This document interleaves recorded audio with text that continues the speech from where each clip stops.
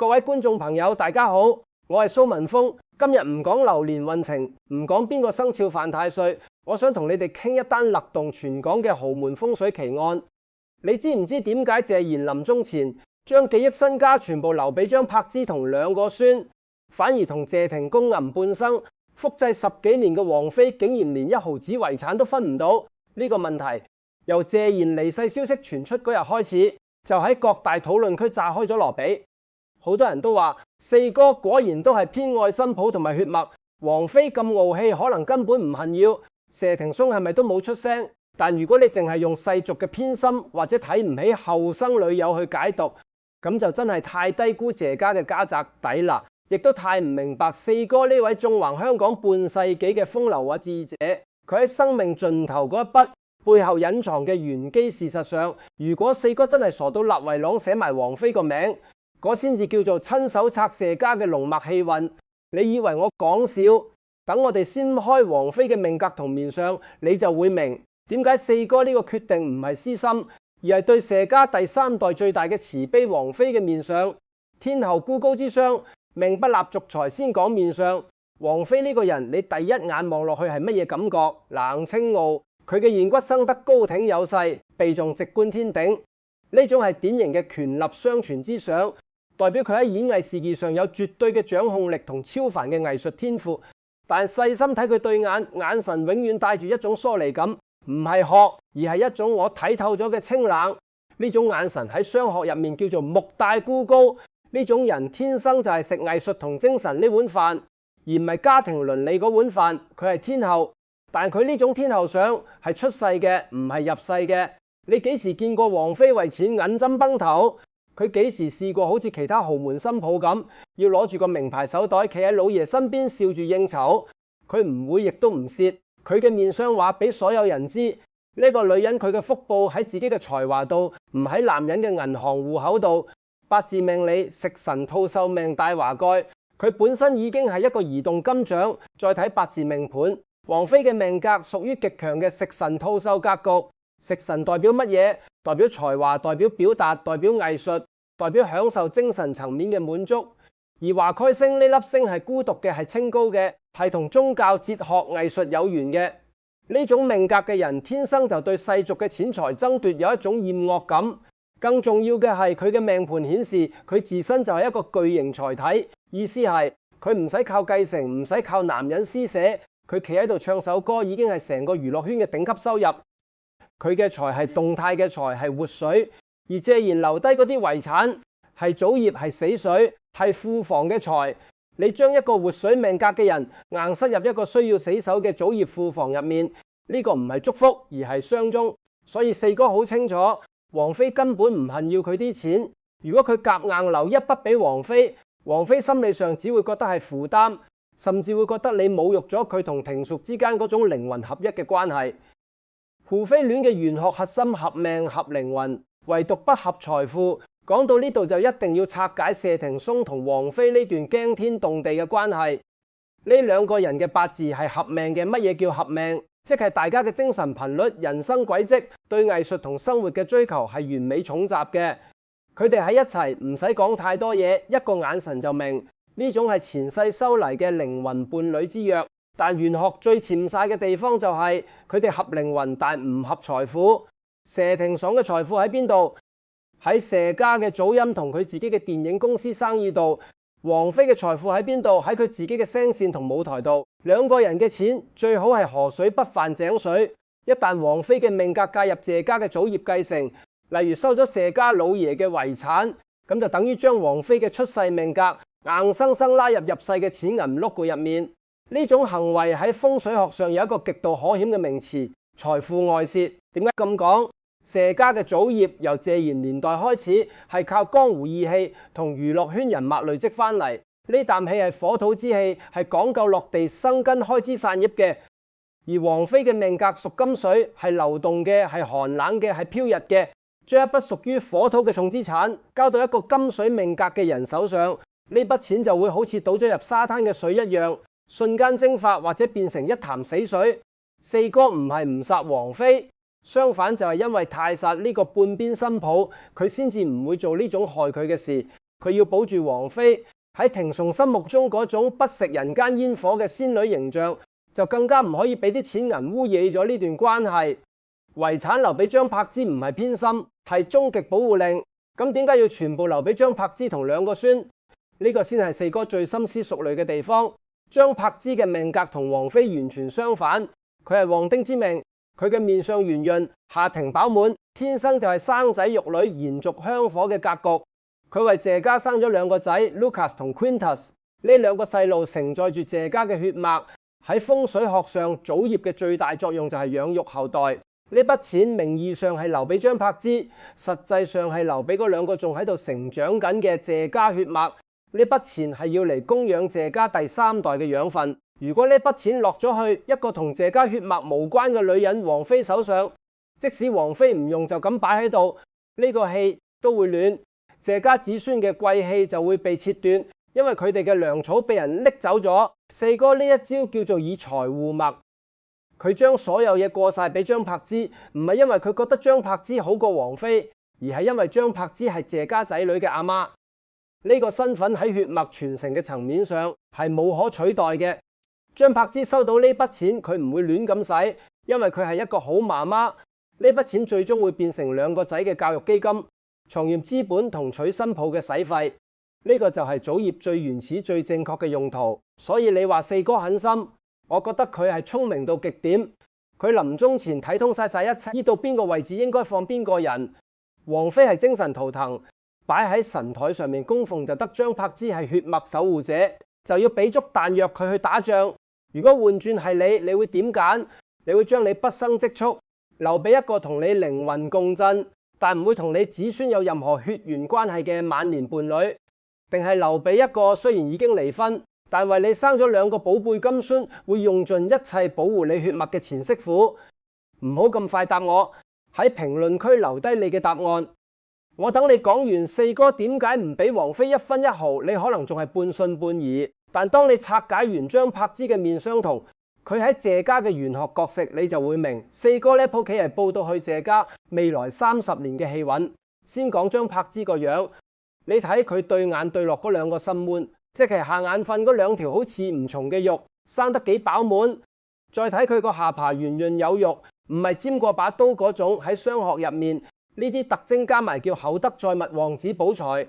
佢天生就係一個好媽媽格。呢種面相嘅女人生嘅仔女特別旺，佢哋會將全副精神同心機擺喺啲細路身上。更關鍵嘅係佢生嗰兩個仔 Lucas 同 Quintus 身上流嘅係板謝家血脈。喺祖墳風水嘅世界入面，呢兩個細路就係謝家氣場嘅接收端。祖墳嗰啲龍脈嗰啲地氣要有人去承接去延續。張柏芝作為呢兩個細路嘅阿媽，佢就係一個完美嘅風水容器。佢唔係一個外人，而係一個將謝家血脈接住嘅守護者。你將筆錢交俾佢，就等於將支水倒翻入去個源頭度，循環不息。所以四哥嘅遺產分配表面係信託基金，實質上係一道終極保護令。根據流出嘅消息，呢筆遺產係全數放入一個家族信託基金入面，張柏芝就係唯一嘅法定監護人。呢筆錢唔係一次過俾晒佢，而係每個月定額支取，夠佢哋母子住得好、食得好，兩個仔嘅教育費、生活費，甚至間屋嘅維修保養費，全部逐個月咁發放。呢個安排喺風水學上面叫做細水長流、緩緩輸氣。你諗下，如果四哥真係一次過掟幾億現金過號，嗰種衝擊力對張柏芝同兩個孫呢個陣眼嚟講係一種重擊，太多錢反而會沖傷咗佢哋嘅運勢，令佢哋迷失甚至招惹是非。但每個月穩定嘅資金流就等於一個溫和而持久嘅風水陣法，唔會大上大落，但係鎖死咗佢哋喺謝家嘅財務地位同家族身份。呢招叫做以財養氣，以氣護脈。再講謝霆鋒，你以為佢會因為拎唔到老豆筆錢而唔開心？你完全估錯晒霆鋒嘅命格。上文講過係金水相生，傲骨天成。佢呢種人最憎就係被約束、被施捨。如果四哥將啲錢留俾佢，佢反而會覺得係一個包袱，好似老劉臨走都要管住佢咁。而家四哥直接跳過佢，將筆錢封存俾佢兩個仔，對霆鋒嚟講，直頭係鬆一口氣。佢唔使背負繼承祖業嗰種沉重嘅責任，可以繼續動攤咁做佢嘅生意，拍佢嘅電影，玩佢嘅音樂。佢同王菲嗰種純粹嘅靈魂伴侶關係，更加唔會因為任何錢銀誤事而變質。佢哋兩個可以繼續合命合靈魂，而謝家嘅財富就安安穩穩咁交託喺下一代嘅血脈同埋佢哋嘅守護者張柏芝手上。呢個就係四哥留俾佢最珍貴嘅禮物——自由。你話我聽，呢種每個月定額撥款嘅信託方式，係咪比一次過訂筆錢高超幾十個層次？一個就係斷水，一個就係引渠，一個會害咗個新抱同啲孫，一個就係保佢哋一世無憂。如果換轉係你會點揀？記住，唔好淨係睇表面嘅錢銀數字。謝賢呢一筆係用風水同血脈寫成嘅遺養。如果你都覺得呢個豪門風水佈局精彩，就快啲幫手撳個 like，同埋分享俾你身邊關心呢啲玄學嘢嘅朋友，等佢哋都見識下乜嘢叫做真正嘅財不入急門，福不入亂局。想繼續聽我拆解謝霆鋒同王菲呢段不合財富嘅宿命，點樣影響佢哋未來10年嘅運勢 ？Subscribe 訂閱咗未？撳埋隔離個小淫單我地下集，由謝家祖訓個向山講起。話你知點解謝霆鋒命中注定要行呢條路？講到呢度，你可能會問：究竟謝家點解可以3代都咁富貴？係純粹靠四哥嘅眼光，定係真係有啲嘢喺地底作怪？呢個問題就要由謝家祖訓講起。四哥嘅祖籍喺廣東番禺嗰度嘅山勢水路，係香港好多富豪嘅發源地。謝家祖墳嘅風水格局正就係傳說中嘅水聚天心、順流延綿局。呢種局最特別嘅地方係水，水主財亦主桃花變動，所以謝家父子2代都係風流倜儻，女人緣勁到爆。但水嘅特性就係動，佢可以帶嚟財富，但一唔小心就會沖散家宅。第一代四哥憑住呢個局開山立派，縱橫魚圈幾十年，揾到嘅錢多到用桶裝。第二代霆鋒更加係青出於藍，將水局嘅流動性發揮到極致，做生意、拍戲、搞音樂，樣樣都係活水之財。但問題嚟啦，水主財，但最怕中途斷流。如果呢條水脈突然 con 咗或者俾人截咗，胡謝家第3代就會面臨斷糧嘅危機。所以四哥將遺產信託化，每個月定額俾錢，就等於喺呢條急流嘅中間篤起一道水位。佢唔係截斷條水，而係將動態嘅水儲起嚟，變成一個穩定嘅蓄水池。呢個池入面嘅水唔會鹹爛，亦唔會乾涸，目的只有一個，養活水話下游嗰2條魚 Lucas 同 Quintus。呢個就係四哥為謝家第3代篤起嘅防洪堤。講到呢度，你一定要明白一個好嚴肅嘅玄學原則：名分與血緣嘅嚴肅性。張柏芝當年係明媒正娶、3書6禮入門嘅媳婦，佢個名係寫咗落謝家族譜嘅。佢生嘅2個仔係名正言順嘅嫡孫。而王菲呢，佢同霆鋒相愛係事實，佢係天后都係事實。但喺謝家嘅祠堂同祖訓面前，佢從未入門。喺玄學上，佢永遠都係一個外人。祖訓嗰啖地氣只會認同血脈相連嘅人同埋有名分嘅媳婦。你將祖業分俾一個外人，就等於將自己間屋嘅鎖匙交俾一個街外人。祖訓嗰啲先人會唔安樂，氣場就會亂。唔分錢俾王菲，唔係四哥小氣，而係佢作為一家之主，維護祖墳氣場純正嘅基本責任。再講一個你必定忽略嘅數字密碼：89歲。點解四哥揀喺呢個年紀立呢份信託？你將89拆開嚟睇，8屬土，9屬火，火土相生。呢個組合代表乜嘢？代表孕育與收藏。火土之年係最適合將流動嘅財富凝固轉化為永久資產嘅時候。四哥就係食正呢個天時地利，用火土嘅年份去鎖死謝家嘅水谷財富，等於話你知呢筆錢由呢一刻開始唔再係浮動嘅流水，而係變成咗謝家地底嘅含脈，子子孫孫都可以開採。所以成件事睇晒，你會發現謝賢呢個豪門大家長，佢嘅終極大智慧就係4個字：陰陽平衡，各得其所。王菲得到乜嘢？佢得到謝霆鋒最純粹、最無雜質嘅愛。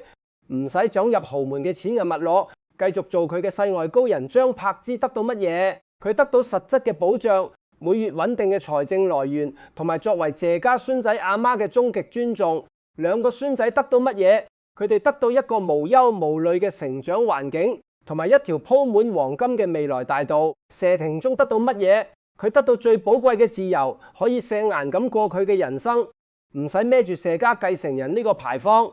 而謝家整體呢，四哥用一份法律文件代替咗傳統嘅符咒同法事，將一個隨時會散嘅水局變成一個萬無一失嘅鐵局。